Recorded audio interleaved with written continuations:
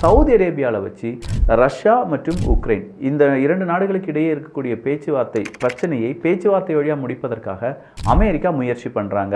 அமெரிக்காவினுடைய இந்த முயற்சியில் நேரடியாக ஜெலன்ஸ்கி அவர்கள் பங்கு பெறுகிறார்கள். அமெரிக்காவினுடைய ஸ்டேட் செக்ரட்டரி ரூபியோ அவர்கள்லாம் இருக்காங்க, பேச்சுவார்த்தை நடத்துகிறாங்க.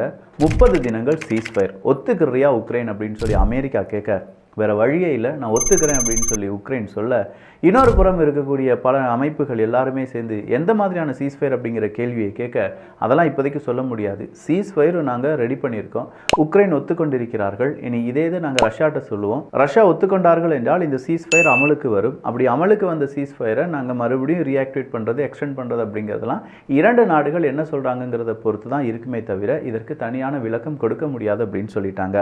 சரி சார், சீஸ்ஃபயர் ரெடி ஆயிடுச்சு, அமெரிக்கா உக்ரைன் இடையே மினரல் டீல்ஸ் அப்படிங்கிறதெல்லாம் ரெடி ஆகுமான்னு கேட்டால் அது எப்படி, அது இல்லாமல் எப்படி, அதனால தானே அமெரிக்கா பேச்சுவார்த்தைக்கே வந்திருக்காங்க.